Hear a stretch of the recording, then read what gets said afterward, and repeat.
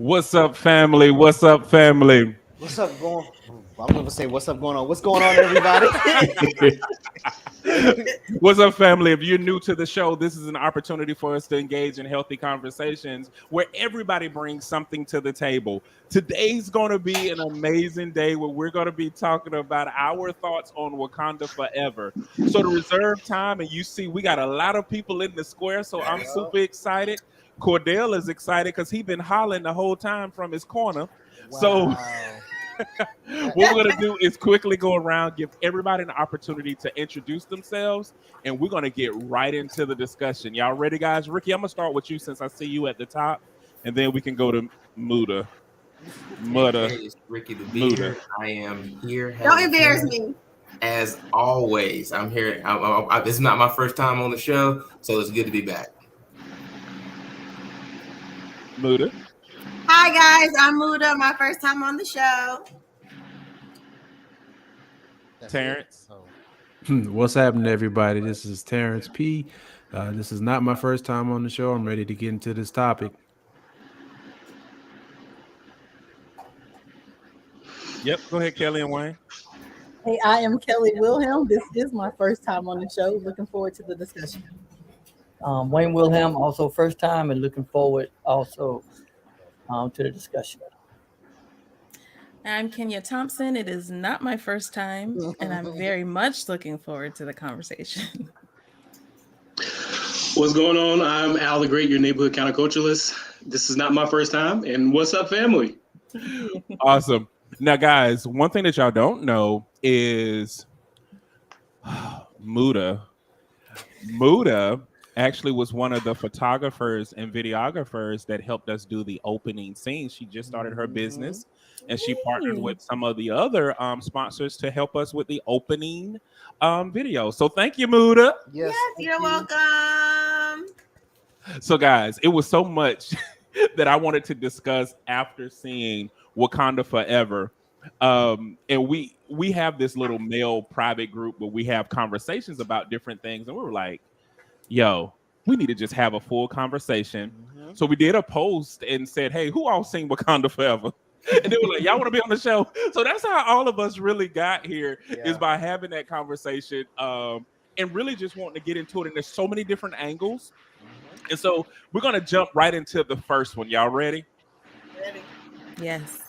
Okay. What are your three main takeaways? Ricky, we'll start with you at the top. Okay, so instead of giving three main takeaways, since there's so many of us here, I'm just going to give one of the main takeaways that I had from the movie. I felt like it was a battle between tradition and tradition and new age thought. I saw those themes going throughout the entire movie, so that was one of my takeaways. It's like this battle that we have even now with sticking to tradition or new ways of things. Muda, what you got? Hey, I'll stick with one.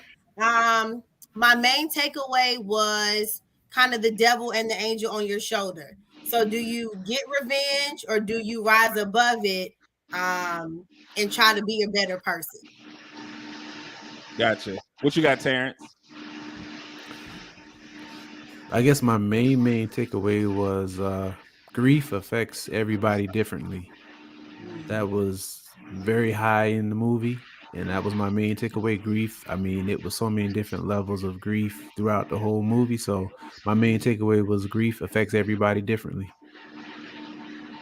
Gotcha. Somebody everybody mute your mic. Okay, there we go. Wayne and Kelly, y'all go next. Y'all can unmute. Of course. So one of my takeaways was one that Terrence just said about grief, but so another one would be the whole go where you're celebrated and not tolerated. When Riri said, oh, to be young, gifted, and black, and then she was like, oh, y'all probably don't say that because everybody in Wakanda is create a space for you where you can thrive. Yeah. And it's not an anomaly. Like everybody is thriving. Gotcha. What you got, Kenya? Winston Duke, Winston Duke, and Winston Duke. Those are my 3 takeaways. M'Baku. I'll go on mute now. What about you, Al? What you got? I mean the resilience of Black people. You know, that part just amazed me just throughout the whole movie. Just a message of resilience. And that's also you with that weird background noise, by the way. I don't know what's going on, but it's kind of airy. He building a robot in the background. That would and vacuuming. Well, while you talking, bro, what's your main takeaways? Man, there's so many, but the one I'll go with is when you're in a certain position, thinking about, or you have, I guess you're in charge of, you have dominion over, you're responsible for a large group of people, not letting personal things dominate you and get you off your course, and still thinking about the greater good, even when things are happening to you that affect you in a way that you want to get really personal. That was my main takeaway. The struggle of keeping that balanced. Okay. Yeah. My main takeaway was is actually 2, and I said 3, but my 2 main takeaways is, one is that what I like about the Wakanda whole franchise is that they have been the only one that the true villain is a system. Mm-hmm. It's not necessarily a person. Mm-hmm. And they address that. And there's also no true villain in any of the shows. There's an anti-hero per se, but even that will be a stretch when you really look at what they were advocating for and going for. So those were the biggest things that I looked at. And when I think about everything, is like, I love the fact that the true villain was systems that were constructed. Yep. I like that too. Yeah. Any other thoughts you guys want to? Okay. So I had definitely the grief was one of the takeaways, how it impacts everyone different, and when you have those moments like that. But I think one of the big takeaways for me also was the writing of this movie by Ryan Coogler. Mm-hmm. It was amazing. And the way he took this movie from the devastation of losing his main character and what he did with this movie, I don't know if that could ever have been anticipated. Mm-hmm. And if he don't win an Oscar for just the writing of this movie, they need to shut the Oscars down, because it was just the way he took this movie and made it tie into and losing your main star unexpectedly. Yeah, it was just amazing to how he put this together. Yeah. I agree. Yeah, highway robbery if he doesn't get an Oscar. Yeah, for best director. In conjunction with that, I think the cinematography was amazing, right? So talking just about quality of video and content, and it looked like quality. And I had just came back from Africa when I saw it, and it just took me to it took me right back, and it just took me to another level, just seeing it and remembering my experiences, and now watching that play out, it felt good. That's all. It just felt really good. I definitely can I add to that? Like, oh, hold on, fix your mic. It's something going on. Is that better? No, turn it down. Like he's speaking in the auditorium. Let Kenya help you. I can't even tell you, so much going on at one time. Just talk lower, Al. Just talk lower. Okay. So can I say that it wasn't the fact that they just lost their main character. Like, I mean, the main actor, they also lost their main character. Like, and that can be like two different things. So to be able to rewrite and be able to like really focus that story around someone else after using those two major pieces, I think that's a lot. Like, I think that would overwhelm anybody and just say, like, forget it. Yeah. And I will say, I know we're taking over here, so if you got more questions to ask, please ask them. But I think in the beginning, I was a little upset that they didn't give us the story of how he died in the movie. But then when you waited till the end, and hopefully you guys waited after the credits. I feel like they left space to tell the story, and that was just a great setup. So to your point, Wayne, that the writing was just spectacular. It was spectacular. Yeah. Yeah, I want to add one thing too. I felt like with they did lose Chadwick, and he was an integral part of the story. But I think it was not necessarily they lost like their main character. I think it was a respect thing, because in any other type of movie where a person dies, I mean, we've seen this in like Harry Potter and other things where someone dies, they just bring somebody else in and replace that character. But out of like, it said a lot to me for the respect they had for what Chadwick did, to not fully recast him. Yeah. I thought that spoke volumes to me. I'm already preparing myself for Coogler not to get an Oscar, but I cannot see. I can't see a way how Angela Bassett doesn't get something. Ooh, her first one. Yes, her performance in this was probably the best I've seen her in anything. She had a depth of range in this that she really hasn't shown in anything she's done before. So I'm prepared myself for Coogler not to get one, but I would be shocked if Angela Bassett doesn't get something. And you do make a good part, because especially after Quentin Tarantino basically said that the MCU actors are not real actors. And when you have such a veteran actor, now being fair, Angela Bassett does stereotypically play like the same role. Like, she played Lawrence Fishburne's husband like my whole childhood. It was just in different movies. And it was literally like the same role. And she started to stretch that role more and more. But I was impressed. And she actually had one of my favorite lines that summed up the entire movie, in my opinion. Like, I'm the most powerful. I'm the queen of the most powerful country. And I've lost my entire family is gone. Have I not given everything? I think that spoke to so many different things at one time.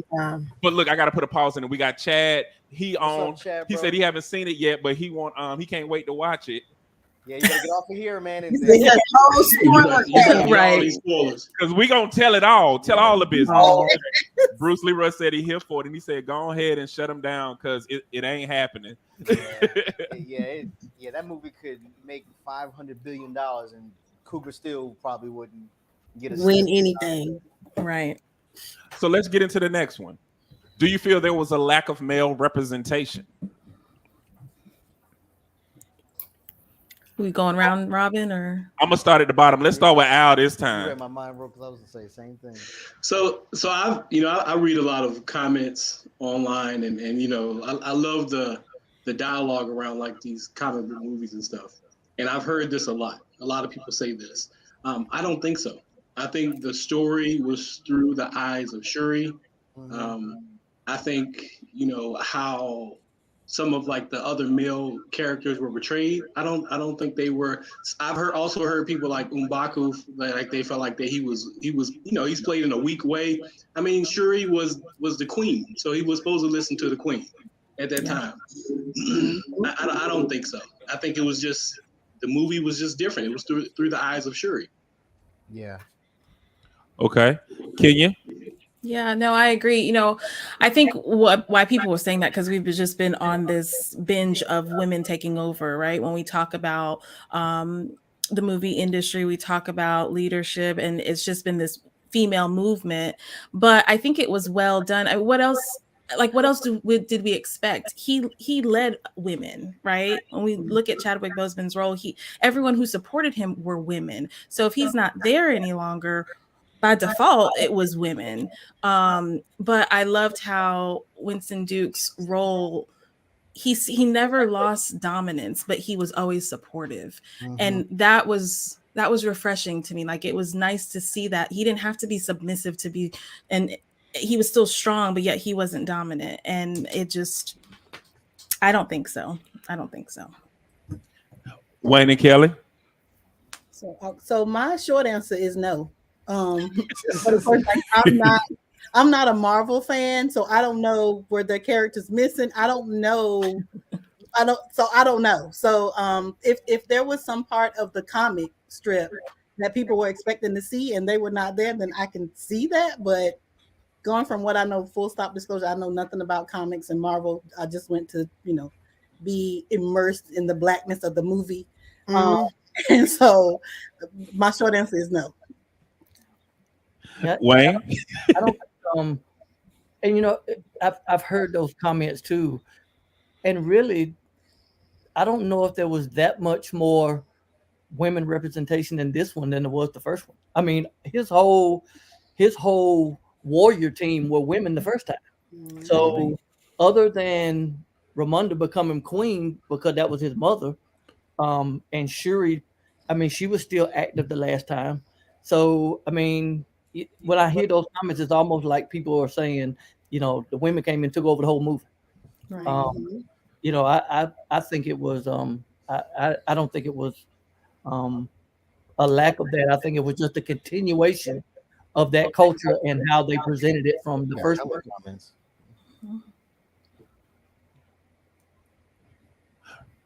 Gotcha. Terrence? This is the first time I'm even hearing that this is a conversation. I don't see where there was a lack of male representation. It went with the storyline. I mean, we had the I guess you can say the nemesis. He was a male. I mean, what else did they want in the movie? Like everybody else was saying, pretty much. I mean, the Black Panther, he has this group of women warriors. So if he's not there, then I don't know. It's interesting to me when people have these type of conversations. Like, how do you watch a movie like this and then decide to say, "Oh, there wasn't enough male representation"? Like, how's that a topic? Yeah. Gotcha. And before you come in, Muda, Ahmed said he gonna tune in later because he haven't seen it yet. Bruce Leroy said, I don't want to be negative, but if she didn't get one for playing Tina Turner, then she definitely ain't getting one for this. Talking about Angela Bassett. I think it was a different time. Yeah, and Tamara said she was the epitome of queen. My little brother talking about my mic. That's my little brother, y'all. Hey, Mel. And she said, coming off of the heels of Woman King, it was empowering, and the men supported the women in leadership. Bruce Leroy said M'Baku was the voice of reason. Namor spoke about and for his people, and the women have always been the strongest point of Wakanda outside of male Panthers. And my brother said we will be able to follow the movie without seeing it first. Yes. Yes. To my perm. And this is pure coincidence that we, you know what I'm saying? It was a pure coincidence. And Bruce Leroy said, anyone who knows the comics surely knows that they were very close to the source material. Yeah. And then my sister-in-law, this is Mel's wife, Bianca, she said, how is it measured? So that's a good question too. Muda? I do not feel like there was a lack of male representation. I think people just say that because they're only used to seeing male dominance. So anytime you have a film or several films where women are the lead, it's almost like a gimmick to them. So it's kind of like, who can fathom a country where women are leading everybody and people are readily following without there being an issue? But a lot of different times, kind of like a household, you might see the man, but that man is checking in with that woman. So women are naturally the backbone. So you're really just seeing the backbone finally come up front when there are no more men left. Gotcha. And to add to that, it came right after Woman King. So I think just there was a saturation of female leads in a movie. And Woman King was an awesome movie. Phenomenal. It was. Corey said in the comics, Shuri becomes Black Panther after T'Challa ends up in a coma, nearly being killed by Dr. Doom. Yeah. Thank you, Corey. He actually, you know what? I'm not going to get into that. But yes. Yep, that's true. No, go on and get it off your chest since it's sitting there. Because T'Challa actually gives up the mantle and becomes something else entirely in the comic. So, yeah. Sorry. You feel better now? Yeah, I had to get that out. I know. I saw it. I saw it come out. I just wanted to make sure you didn't come out this corner swinging. Ricky, what you got? I would say I necessarily wouldn't say a lack of male representation. I think there was a lot more that I personally would have liked to seen in this movie that was a little bit different. I'm an M'Baku fan. Not necessarily because you know, of all the other things, but more so because of the way he stuck to tradition. I liked his I liked his line of his character where he really grounded Shuri's character and saying, "Hey, I understand you're on this journey that's different than everybody else, but we got to remember, traditional things and that we're carrying a people." I do like his sense there. I did really I wanted to see more of his people.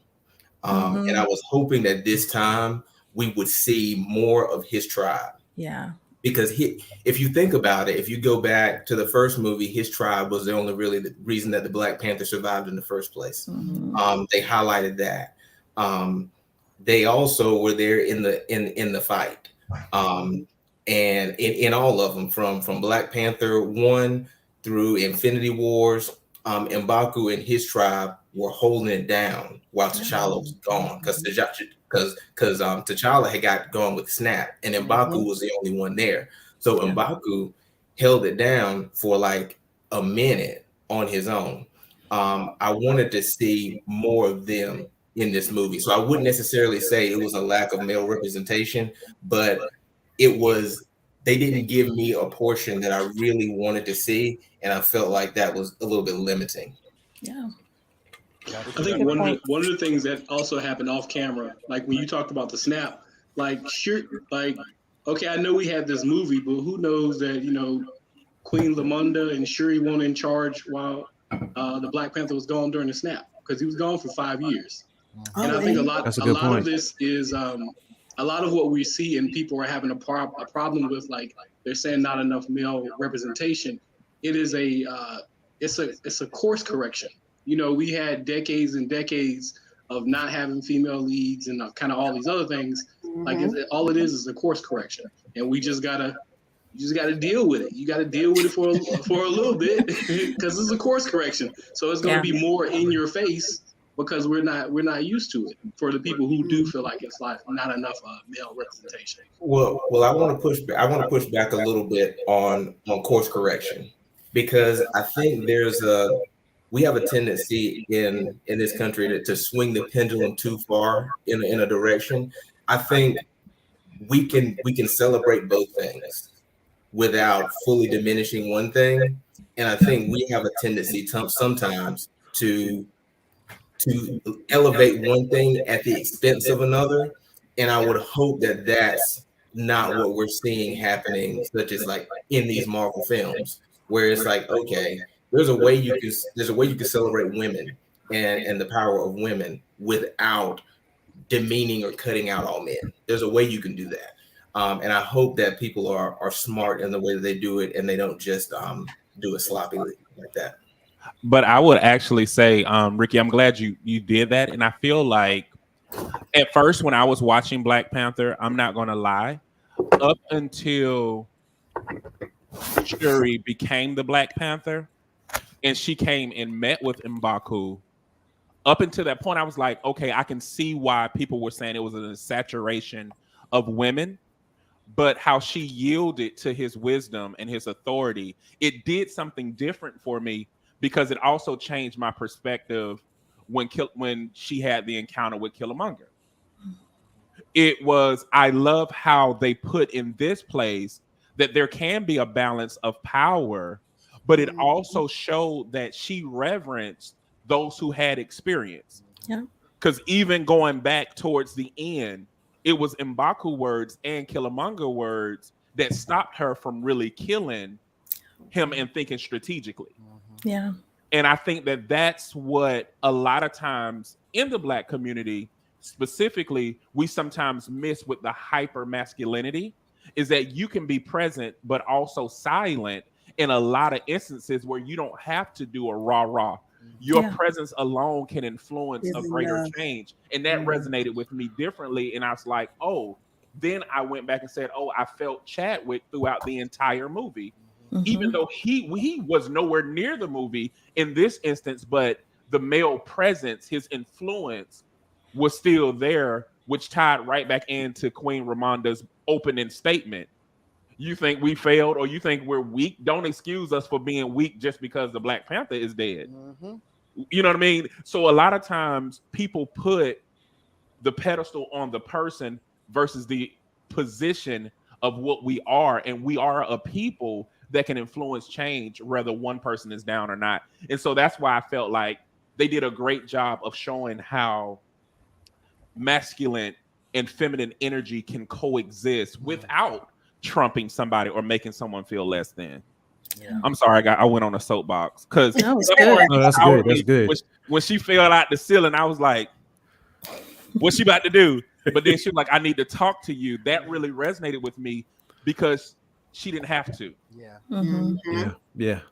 What you and M'Baku was the first person to approach her. Like he was the first one to test her to make sure that she did have the strength of a Black Panther. Yeah. Well, M'Baku, I think that's his character. Like, I think you need that person that's kind of like petty by nature, but it's going to test you no matter what. In our group, Ricky is M'Baku. He's going to test you no matter what. You can't have a bad day because you'll be emotional and upset. You know what I'm saying? You got to be in dire straits for him to let up. And even then, it's like, I'm not going to give you a reprieve. I'm just going to save this for later. It's not a reprieve, though. Right. Don't get it messed up. It's not a reprieve. Read that because I can't see all the words my brother said. So, is it mandatory that all movies that involve Black culture have to represent all Black culture? My upbringing was mixed within races. We do have different stories. That's a good one. And we actually going to talk about that, little bro, a little bit later, too. So I'm going to come back to it. And Gregory said, it's important to note that M'Baku becomes king as Shuri sent him to the crowning ceremony. The Black Panther isn't always the ruler of the nation. That's very true. Correct. Remember, T'Challa became the Panther before he became king. And that's true. Yep. And actually, at a point in the comics, he actually yields authority over to a council in Wakanda, and he's just more of a representative of the country. And he doesn't have authority as king at that point anymore. It is also important to note that the writer also combined 3 different Black Panther comics to give us that storyline. And I think he did a good job of meshing it, which is why it was 3 hours long. Because I think it kind of needed that in order for it to be an effective conversation piece. I personally love movies that are above 2 hours. Flesh out that storyline, please. Normally I'm not. I ain't gonna even lie. When I saw 3 hours, I was like, is this worth my black dollar? It ain't Avatar, cut it short. Right, but I was grateful because I didn't feel like I was watching it for 3 hours. I really didn't. Yeah. I guess my contribution to the topic would be, I don't think that there was a lack of male representation. I think that the male representation that they did have was very strategic, as was the whole shaping of the storyline and the writing. Because for those who don't know, Ironheart, who is the successor to Iron Man, she's much younger in the comics, but she's got a show coming out on Disney Plus very soon. Like it was strategic, and I think that to Jay's point about and the Black Panther, the original, the Shingo is coming out too. Oh yeah, I forgot about that. But and a Wakanda show. Yes, and to Jay, he gonna punch me, y'all. No, but to Jay's point, you know, all the male representation in the movie was very strategic. M'Baku wasn't what he was in the first movie or in like the Avengers, the Endgame, and Infinity War movies. He wasn't like the rah like I'm gonna challenge for authority. He was the calm like councilman this time around. Like, and even think about Namor. Namor wasn't, like we were talking about earlier, he wasn't this big rah I want to take over for villain. He was fighting for his people and their safety now and in the future. So I think everything was strategic. It wasn't a lack. It was carefully placed. And I think that to what Muda was saying earlier, was saying earlier, like we're so used to seeing men rampaging around full of adrenaline and desire for destruction that this kind of strategic and very carefully placed representation wasn't well received by a lot of people. And I think it's not a lack, it's just a different way of looking at it. But yeah. See, and I think people misunderstand folks. Like you said, I'm M'Baku all day. Like I looked at him in the first movie, and folks was like, he's a rah-rah character, just like you said. But really, he was respecting the position. Right. He's like, it's not necessarily that he's challenging. It's that he says, okay, if this is how the position is gotten, then you have to have an opponent. Yeah. And why not me? Right. And I'm prepared to be king or to be the Black Panther or to rule Wakanda if I have to. And I feel like that is the same thing that he's had the entire time.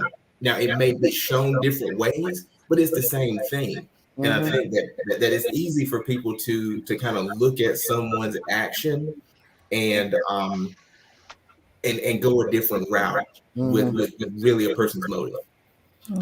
And I agree. I think that also M'Baku, because in what I identified as a big black man has presence even when he's not trying to get it. And what you do with that presence, they sometimes judge all other black men by that. And I think the first Black Panther, he was seen as this rah-rah, really not educated. Like, I'm a rule with my muscles, whereas this one he was like, no. And he even made a point to that. You think we don't have books in the mountains? He made a point to show like, yo, I can handle what I need to handle, but we are people of not only tradition but of knowledge too. And I love the fact that he brought sound advice in the midst of all the chaos. Oh, let me see. Gregory said, read that, bro. I can't see that. Gregory said, I think it was important to show how men can be strong in their support of women in leadership. G Figgy said, what's up? G Figgy is on. Hey, what's going on, G Figgy? Read that one too. Our resident fact checker, Bruce Leroy, said, nah, Namor was ready for global takeover. He just knew Wakanda had the power to stop him, but in his mind, with no Panther, they can't truly challenge him. I didn't get that from the movie. I know the psyche and the personality of the Namor in the comics, but in the movie, they portray him as someone who was just really trying to prevent his people from being, invaded upon by land dwellers. He literally said that with Shuri. He was like, join forces so we can take over the world. Oh, I mean, he literally said that. That was like his word. But I mean, I got that because he was like, these people gonna come for us anyway. We need to like go and like link take up over the world. It was like Pinky in the Brain moment, like for real. Can I tell you one part that I really loved was like seeing the females, like the queen, and seeing them in power, because it's always this notion, especially with the last election with well, it wasn't the last election, a couple elections ago with like Trump and Hillary, and like every time like a woman has like run for office. And I think even T.I. said it, like, oh, if she get on her cycle, she might shoot a missile. Like you hear like all this kind of crazy stuff. Jokes and the restraint she showed, like not to kill those soldiers, even they were trying to take, I think was it France? Yeah. They were trying to they were trying to invade them. Like the restraint that they showed, the restraint Shuri showed, like it was like good to watch. And I think it broke down a lot of stereotypes. Look, and we might as well just jump right on into it, because the next question is going to be, which character did you relate to the most and why? Look, Ricky about to jump out his seat. I'm gonna start with Wayne and Kelly in the middle. So the character that I would most want to be like would be Queen Ramonda. Like, I just like that she was a tower of grace and strength and restraint. Somebody just said, like, when she went to that council and she was like, you know what, if y'all do this again, we're going to see this as an act of aggression. And I would have been like, listen, what y'all not going to do? What y'all not going to do again? So I strive to be Queen Mother.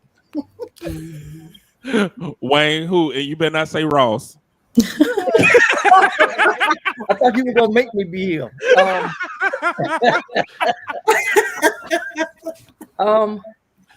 don't know. I don't know. I like even in the first one, I like the mindset of Killmonger to the extent of, look, we got to do something.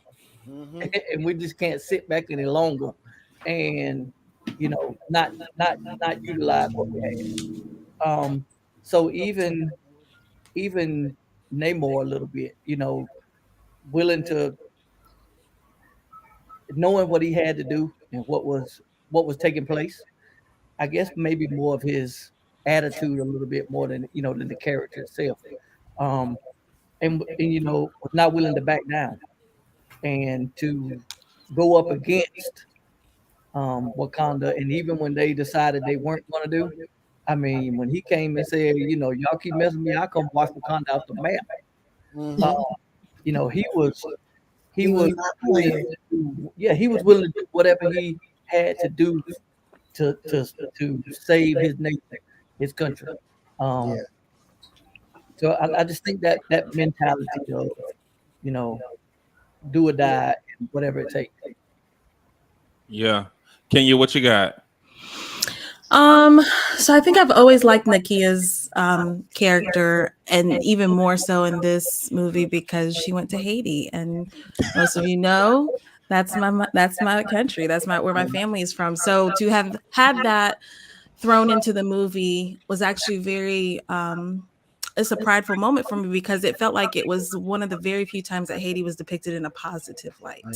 And that was very prideful for me. In addition to that, I love Denai's character. I just love Denai. So that one's kind of, she's always someone I gravitate towards just simply for her silent strength. So yeah, Nakia first and then Denai's character. What's Denai's character's name? Okoye. Okoye. Yes. And to your point, a lot of times people don't put Haiti under the Latin community. They do not. So the fact that it was showing another representation of the Latin community as well stood out in that point too. I thought about you as soon as DC said it, and I was about to text you, and I was like, no, I need to watch the movie. Well, not to give anyone spoiler alerts, but when I waited to the end and I saw, I'm just going to say it. Sorry if you hadn't seen the movie. His son, and I was like, he's Haitian and Wakandan. Like that is everything to me. I was just so, my kids looked over at me and said, Mom, he's from Haiti. I was like, I know. And it just felt like such great representation for my people to finally, again, like just have something positive in the media that portrayed us. So, you know, and this is the part, because there is this thing going viral right now that kind of ticks me off, where they're saying, you know, it's okay to be just black, and they don't realize that's a colonizer's perspective. Saying that I'm just black is robbing me of all my ethnicity. So you don't have to prove your African ancestry, or you don't have to prove your Hebrew ancestry, or things like that. And I feel like, to your point of what you just did, this is why it's not okay to be just black. And it doesn't mean I don't like my black culture and I don't embrace it, but that also saying that there's more depth to me, and I have to find out what that is and acknowledge that, because it cheapens all the things that my ancestors have done.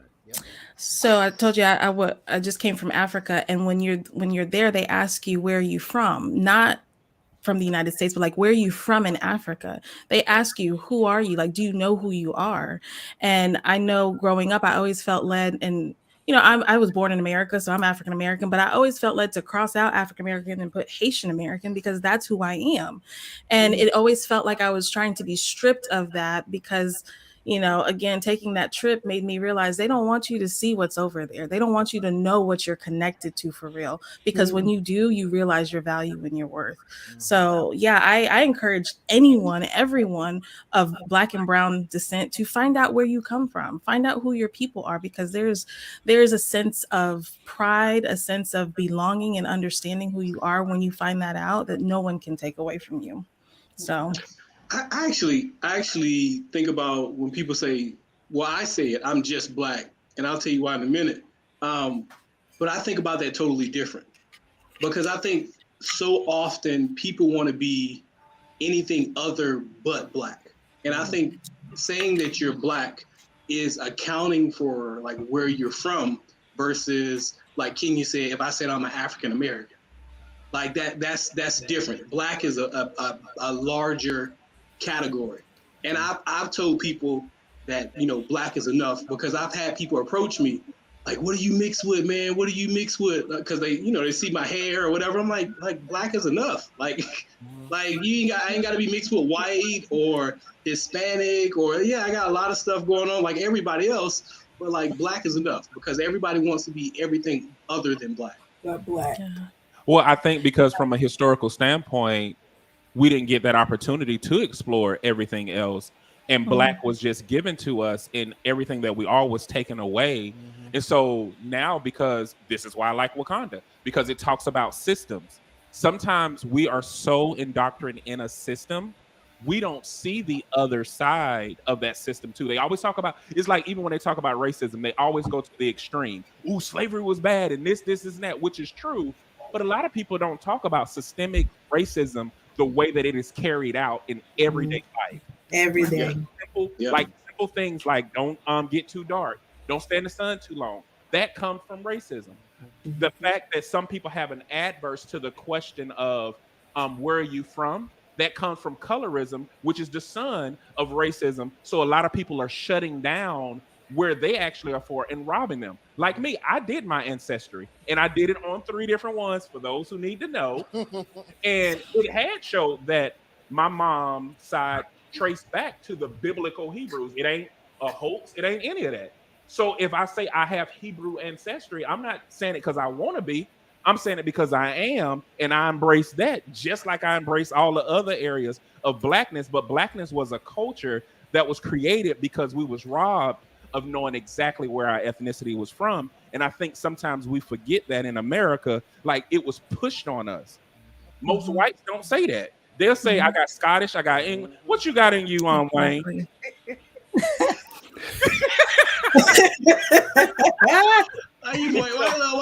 you No, I look like, if y'all don't know Wayne is like the truth. He's done his ancestry. So I did my ancestry. I don't even want to talk about it. Oh Lord. I'm ashamed. But this is the thing. Like I tell everybody, it's not you though. Like it may be your history, your ancestry, but it's not you. I was hoping I had a little something I could hold on. Too funny. Man, y'all, I thought Wayne was light skinned this whole time. It's the light. Why they call that man Ross like that?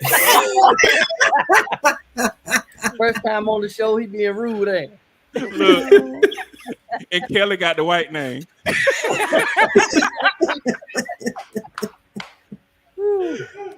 But no, I think that there are layers to it, and that's what I do like about Wakanda. It spoke to the different levels that sometimes we don't see, and sometimes it takes a Namor to your Shuri, or it takes a Killmonger to your T'Challa. And I think that sometimes we don't embrace both of them are part of the history because they are all byproducts of the same systems that was constructed to oppress us. And we don't see it. And guess what they do? They turn it against us. Yep. And we'll have the argument why they sitting on the sideline because they did the work. The system is working. Yep. I'm sorry, Terrence. Well, I want to say something on that Killmonger thing before we move. I feel like in the first movie, Killmonger was the American black man in not being connected to his culture, because you could see he took visuals that he had seen of Wakandan culture or African culture, and he put it all over his body, but he had no actual soul spiritual connection to it.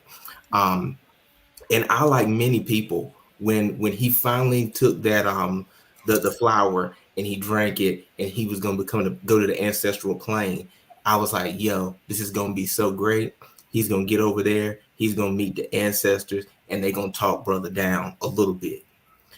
But when he got over there and it was nothing, that spoke volumes to me, like, because he had no connection to it, to eat for anything, to be on that side. So I felt like he was a representation of the person that wants to know their history, wants to be connected to their history and be a part of it, but just can't. Yeah. I think there's also a perfect example just of like African Americans. Like we are starting to be more connected to Africa and, you know, going back home, but we still take this colonizer mindset with us, where you want to go places and you wondering why people don't speak English, and you expecting this and you expecting this, is because, you know, we've been conditioned in America. I definitely agree with that. Terrence and did we hear from you at Muda? We didn't hear from Terrence or Muda. Muda. She disappeared into her own background. He turned into the Black Panther. I thought she was gonna come back with a mask on. Wakanda forever. Like, I thought you were gonna come back with a Shuri mask. Right. I wish I could. What was Terrence, you can go ahead. You got it. It's at the bottom. Which character did you relate to the most? Yeah, we still on this one. Yeah, I would say M'Baku, because like he had that whole, I told your brother I was gonna look out for you, and that's what I'm gonna do. I'm gonna let you find your own way, but I'm gonna be here to guide you and talk to you, but I'm not gonna push it on you. I know you have to come out of this, you have to find your own way. So he was there to help her, but not force it on her. And he knew she'd come around. So that's more like me.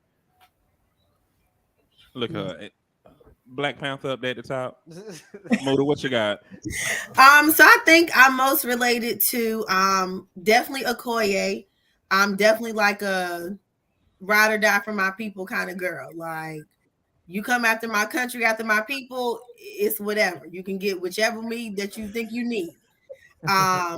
And my mouth is definitely a lot like Shuri. I'm thinking it. I'm gonna say it. I'll clean it up later, but it got to come out my mouth because it came into my brain. Yep. I don't refute anything you just said. Not one bit. That's okay. Yeah. Bruce Leroy said he was about to pull the quote. You know, he the fact checker. Yeah. He said, when asked why shouldn't women be in power, the most common answer was they're too emotional and would start a war. The common rebuttal is, haven't all wars been started by men? So why not change? Love that. Greta said she related to Shuri. Look, Kim is on. Hey, Kimmy. What's up, Kim? Hi. Okay, come Racial Media in the house. Calco is where girls love Flow TV. Yeah, it's all of us, right? And look, here you go. Hey, Jay.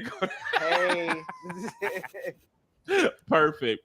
Okay, I love this, man. Look, we still getting through them. And this can I say, look, I didn't go yet. Can I say real quick? Like, I was extremely impressed by the Queen. Like I don't know if anybody else picked up on this. Like, when she was in front of like the UN and she was presenting like the strength and the power that, you know, she presented with her nation. And then when she went back home, just the fact of like taking off the headdress and seeing her hair and her posture change, like everything, like she was more vulnerable. She was a mother. Like that switch, like, and they did the scenes like back to back. So you saw that switch like immediately. And it seemed like she was like almost a completely different person. I like that. Oh, bro said he didn't go. Go ahead. I'm sorry. No, don't fight me. I was saying we could go on ahead. It's all good. He like, I'm gonna talk to you about this in the meeting after this. Don't worry, Cordell. I call him a bald-headed demon for you. Oh my gosh. Your bald-headed demon. No, but for real, that was one of the quotes where when we were in the movie, I was like, I don't know that was necessary. So, so, and then even when Riri mentioned, look at you with all that ash all over you. It's like, we don't really have to play the dozens, like all the time. Okay. And it's funny because I felt like those were moments where, when M'Baku did it to Okoye, I felt like it was that sibling type thing that you would say, because you got to think they all warriors. Yeah. And I think it was a joke because she doesn't wear makeup like that. And she probably had that funeral makeup on, because we've seen that with the women. And she like, why you here asking? And she had just asked her about it. I was like, because there is some women who don't wear makeup and they feel like they have to do it to assimilate. And they're around here looking dead. I think it speaks to the fact that M'Baku. Well, number one, I'm like M'Baku simply because I try to be the person that the moment needs. I feel like that's who he is, and I feel like he's also one of those people that I can say a lot of things to you, but I'll also die with you. And that speaks volumes because he picks on people. He picks on her, but when push came to shove, he was on that boat too, ready to die. So I give him that. Yeah. It was twofold for me because one, I identify with M'Baku because being someone that people can go to be vulnerable or to really just talk and even giving your opinion or giving advice, but being like, yeah, you still gotta make this decision. I identify with that, but I also identify with Namor in being that because you're Hispanic. No. Because wait, are you Hispanic? No, I'm not. He's Guamanian. That's Asian, dude. I thought it was Hispanic Asians. It's not. What Filipinos? Filipinos Hispanic, ain't it? No. They Asian. They're Asians. Yeah. But they speak Spanish. No. Just stop talking. Don't say nothing else. Don't say nothing else. Tagalog is not Spanish language. I know Filipinos who speak Spanish. But Tagalog. They just speak Spanish. They may speak, yeah. I got Filipino. Look, and I'm gonna tag them in this, and I'm gonna say, hey, they said that you're not Hispanic, because they do. That was my guy, my friend. When I went to Mexico, Asian. They're Asian. They're not Hispanic. They were colonized by the Spanish, but they're not. I'm like, Haitians speak French and they Latin. I mean, that's why can't they be Asian and Hispanic? We're not Latin. No, we're not. But Latin. y'all are We're Latin country. No, we're not. We are divided. It's a divided land, but not Hispanic. Anyway. I said Latin. I'm gonna send y'all the history on this. Now I'm about to get all y'all a history lesson. But go ahead, finish your statement. But Guamanian brother. Bro, I've lived there for 3 years. This is hella Asian. Hella Asian. And I also identify with Namor because he understood how they surface wells at this point, but just not trusting people and understanding that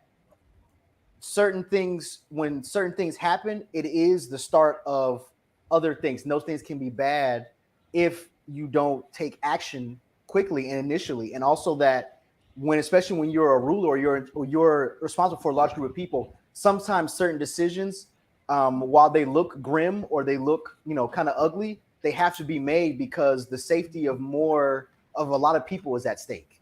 So I identify with having to make those decisions and all that stuff. So yeah. Can I add one thing? What I enjoyed a lot, and it reminds me of The Walking Dead. If y'all watch this, I feel like in every villain you can see a hero, right? You see both sides of the story, and it creates empathy for all the characters. And I think that's a unique writing style to be able to create a villain that you still have empathy for. Mm-hmm. Yeah. Also, Namor was a Leo. That's like a new style, which I also like, because I think so often we want to put people in one category, like everybody, this person's good, right, or this person's evil, which is very easy to do. Mm-hmm. Yeah. I just posted it. It's Haitian Latin. All Haitians are Latinos. No, for real, because it refers to those who are from or was. Well, we don't identify as Latin. I'm gonna tell you that right now. No, we I speak think that's French. No, I was saying it's important because a lot of people don't know the difference and they put all of it together. Like they'll think just because they don't speak Spanish, especially now because people say they Latina and they think that it's Hispanic, it doesn't just mean that you speak Spanish. That was my point. Hold on. Yeah, Jay, I think you gonna get cut, Jay. Well, no, I mean, it technically does say that, but we have never identified as Latin America. Ever. You know, I work in the DEI space a lot. We're not taking sources from Wikipedia tonight, Jay. No, I'll give it to you. I'll give you credit for my quick research, it does say that. But as a Haitian, we have never identified as a Latin. That feel like something a colonizer wrote. I ain't exactly. I don't buy that. No offense to my Latin friends, it's two different cultures. No. Look, why my sister-in-law got into this now? I'm Chicana. She Mexican. Oh, what you about to say? She is Mexican.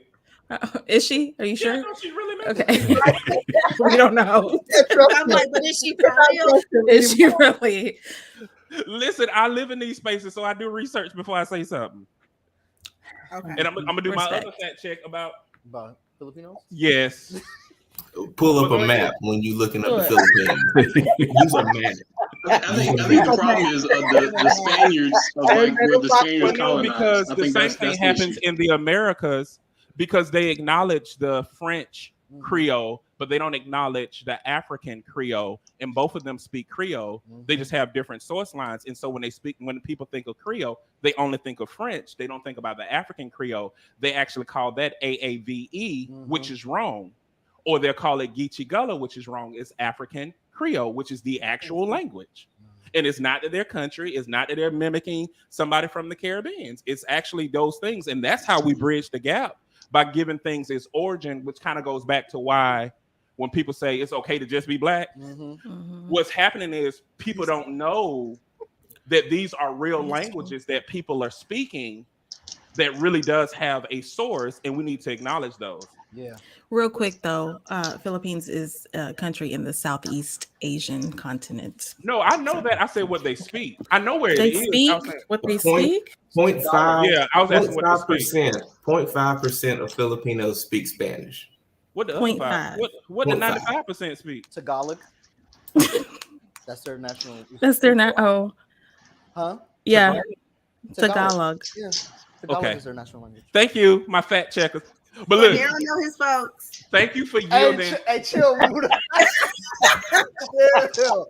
Cordell knows his people. I just lived around quite a few Filipinos and Romanians for a while. So What ethnicity do you always get confused with, man? when I was over there, No, period. When I was over there. no, people know that I'm Black. Oh, okay. They don't confuse me with anything. Especially now that I got long hair, they don't. Oh, now that you got long hair, so when you was in your DJ Quick days, what was it? No, I was still Black. I was still Black then too. Y'all, thank y'all so much for this conversation, man. I really wanted to get through a little bit more. So, dog. Okay, as you're closing marks, right? You might as well just go and say, "Hey, look, we need another 30 minutes." Answer the last 5 questions in your closing remarks. That ain't gonna even happen. What about like most memorable line or quote? Oh, I don't have one. Dang. Oh, okay, never mind. That's a good one too. Okay, closing out. Were there any disappointments or unmet expectations in the movie? Ladies first, Muda, go. Oh, Okay, so I don't really feel Go like Buddha. the first film had anything to do. I mean, the second one had much to do with the first one. And I think that's because, I mean, the main character, I mean, is deceased at this point. So it really can't be the same. I think it was a great movie. It just didn't feel like a sequel to the first one. Okay, got you. Yeah. But it was the bomb. It was good though. look, he said, "Ladies, go." Kenya, it's on you. I think I kind of already mentioned it. I wanted to see more about the death, but again, waiting till the end allowed me to realize there were pockets of information that'll likely be put into a sequel. I would also say it was a little slow in the beginning for me, and I wanted it to. I don't know. It was just a little slow, but not that it wasn't good. It was just a little slow. Not what I expected. Actually, a lot of people who gave reviews said it was way too long and a little slow for them as well. It was. Yeah. But it's still a great Kelly, movie. you the other woman. Again, going in without any other reference other than the first movie, not knowing anything about Marvel, I thought I didn't feel like anything was left out. I didn't go in with any I didn't have any unmet expectations. I thought it was a good movie. And I did feel like it was kind of a sequel, but I don't know the comic book world. So Yeah. Okay, who want to go now, boss?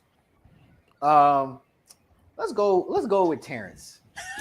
I would have I would have liked to see, even though we got to see more of Wakanda in the first movie, I still would like to see more of Wakanda, like where they went to bury people at and they were out in the woods. Mm-hmm. I would like to see like how they got there and more around there, and more, more people and stuff like that. I mean, we got to see some, when they attacked, but I would have liked to see more.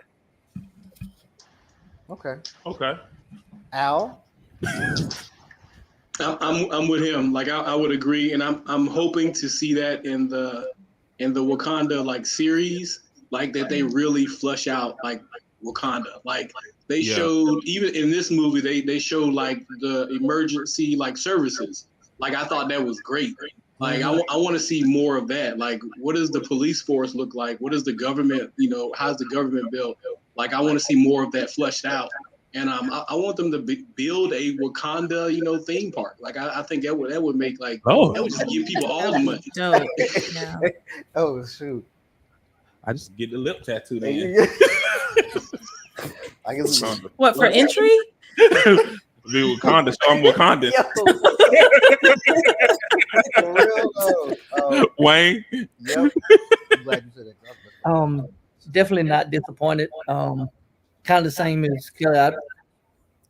Probably the only other really Marvel movies, and I guess they're Marvel's X-Men. I watched a few of those. We haven't really, didn't follow a lot of the rest of them. But I would agree to developing more of the whole story in the country of Wakanda itself. Would definitely be something that I would love to see in the next sequels that they come up with. So it doesn't seem like that it's just a place that nobody knows about. Allow us to see that entire country like it's already been seen. Okay. Ricky. I would say my biggest disappointment were the Wakanda themed drinks that they had at the theater. I felt some kind of way that You said at the theater? Yeah. At the Why can't you get confused? Hold on. So the Killmonger drink had Hennessy in it, and I know why they did that. What theater was you at? Right. I felt some kind of way. It was the one in Fenton at Cary. So I feel some kind of way about that, but I can't be too mad because I ordered it. But it was lackluster at best. So I was disappointed with the drinks, but if I could see one thing in the next movie is I want to see some of M'Baku's reign as he's king. I want to see that. Love it. Okay. It's on you, bro. That threw me. Now I want to go to the theater in Fenton because I invited you. No, you didn't. No, you didn't. You did not. Yes, I did. Oh Lord. No, you actually did. I'm just remember you actually did. My bad. But I already had plans to go see it with She-Hulk. You're right. You're not pretty enough, Ricky. What was I gonna say? Oh, so I do echo every previous statements about seeing more of Wakanda. I do echo that because I definitely want to see Terrence, when you talking about the area where they had people buried, where they had the royalty buried. I definitely wanted to see more of that. So for me, I guess the only disappointment that I had in the movie, you can even call it that, was I love watching the Dora Milaje fight. So I wanted to see a lot more of that. Watching them fight, the fight choreographer for that, she's amazing. So I want to see more of that. So that was my really only disappointment in the movie. I want to see more like skirmishes or even a longer battle, like the battle that happened at the end. I want that to even go like a little bit longer. But outside of that, that's it for real. Okay, Bruce Leroy, guys, he said that let's hunt the fisherman down. He got punched one time and said, we need to think about this. Look, thanks, Greta. On your side. But anyway, fact checked. But anyway, my sister already said this one. And she said she can't speak Spanish. And my brother said he loves these conversations because they make him feel normal. Love you, little bro. And the best food. Lumpia. I disagree with that. Where's that from? That's from the Philippines. Lumpia. Well, can you tell me what your people do? I ain't know. Lumpia is an egg roll. And let me apologize. The only Filipino people I knew spoke Spanish, so I didn't know that it was only 5%. So I apologize to all the other 95%. It was just multilingual. I will disagree, Chandra. Some really, really good pancit with chicken in it is. I like that. You know your people. I like that more than lumpia. I know them. Yes. Y'all see it come out now. when he don't play by his people. My sister says she like tamales. Okay. I get confused with Asian or Mexican often, but I'm black. I don't know how they do that. I don't know how. Well, and I can say that because she set it up there about Aztec. Mm-hmm.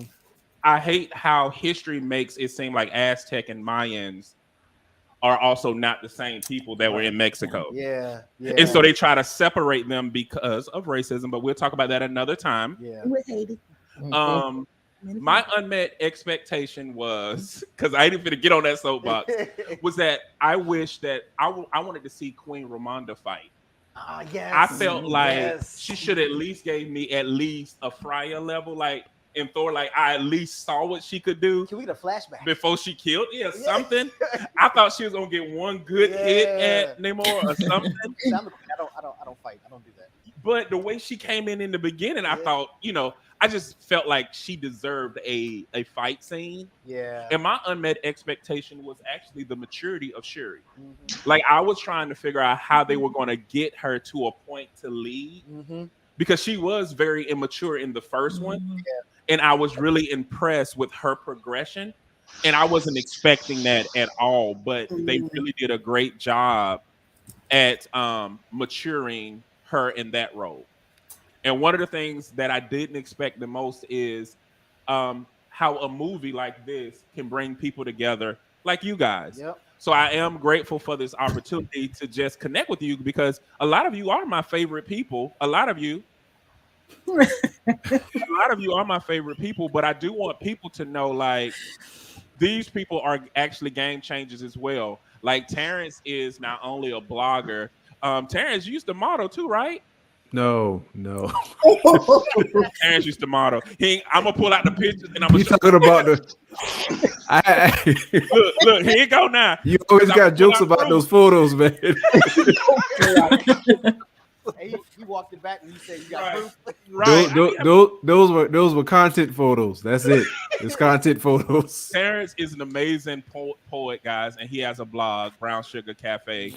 I will make sure I put that link in there. He has 2 books out, or you have 3 now. I'm working on the 3rd, and I also have a podcast as well, the Brown Sugar Cafe podcast. Just launched season 2. And his amazing wife, Nikki, is also a blogger who'll be dropping gems as well. Mm-hmm. Kelly and Wayne are activists and doing major things in the community. So we're gonna see from them. Yep. And Wayne is a pastor, y'all. A black pastor, no, like real. He a pastor in Durham. So Wayne brings it. Muda is Ashley is a photographer and does a lot of great things. And she is a child whisperer too, because she actually has that background with helping with kids and things of that nature. So she is one. The counterculturalist, he already told you what he does, and I'll be making sure to put his link in there. He does everything. Mm-hmm. And y'all need to, if you're in the Raleigh area, make sure you go by the stadium and get some of his products. And what he don't have there, he has even more online. So it's no excuse not to purchase. Mm-hmm.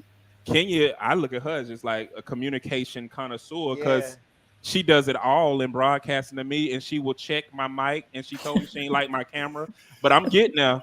If getting you together was a person, it would be Kenya. So I'll accept that. She don't even raise her voice as she gets you together. She's like, your camera's a little bit too high. And guys, if you haven't had, like, if you are a drinker of any type of wine and spirits, or even if you know something about your beers, Ricky actually knows everything about drinkers, drinks. He makes the best drinks ever. He brews. He knows all of those things about it. Now and your drink comment makes sense. Oh man, I see it now. Now it makes sense. I was like, what are we talking about? No, anyway, he's a snob when it comes to it too. Yeah, even down to the ice choice. Yep, he's the only black fermentation specialist I know. Exactly. Wow. And he also works in the DEI space as well and provides that information as well. And so I think it'd be good for all of you guys to connect and get to know one another, because you guys can definitely cross-utilize each other's services. So that's my biggest takeaway from it. But guys, really thank y'all for tuning in tonight. We definitely appreciated it, and I want to do a round 2, but I'm gonna have to. Maybe we'll revisit it after more people watched it. We didn't talk about our ally. I forget his name all the time. The little white man. Wayne. Wayne. No, not. Why you doing that? Oh my god! In the movie, the officer Ross. I love him. I love his character. We talked about him a little bit. Nobody just identified with him. I mean, Ross is willing to take charges. Hey, so Look, Jay, I thought it was funny how Nakia was dressed up like the character from Encanto. Like she looked like it down to like glasses and She all, did, like dressed. yeah. That tripped me out. Yeah. Oh, you know what? And that was an unmet expectation too. I wasn't expecting Nakia to be as skilled as a fighter. Like they talked about her being a spy and a fighter, but the way she executed in this one, I was really impressed how they evolved her character to see like this is why she's out in the field and this is why she's a force to be reckoned with. Yeah. Yeah. What you about to say, Wayne? So when you said, some of your you didn't expect Shuri to be as mature as maybe she ended up being, but sometimes trauma does that to you when you have to deal with that trauma in your life and you have to deal with that devastation and loss. She had no choice, but I guess she had a choice, but I think that definitely, progressed her to where she became with all she had to deal with. Yeah. I don't know who said it, but in the movie, someone said only the most broken people can be good leaders. Namor, I think it was Namor. And that hit me so hard. Yeah. Because you got to go through something to lead effectively. I guess I'm about to be leading empires. Get ready. Get ready. Ricky, pour me a drink.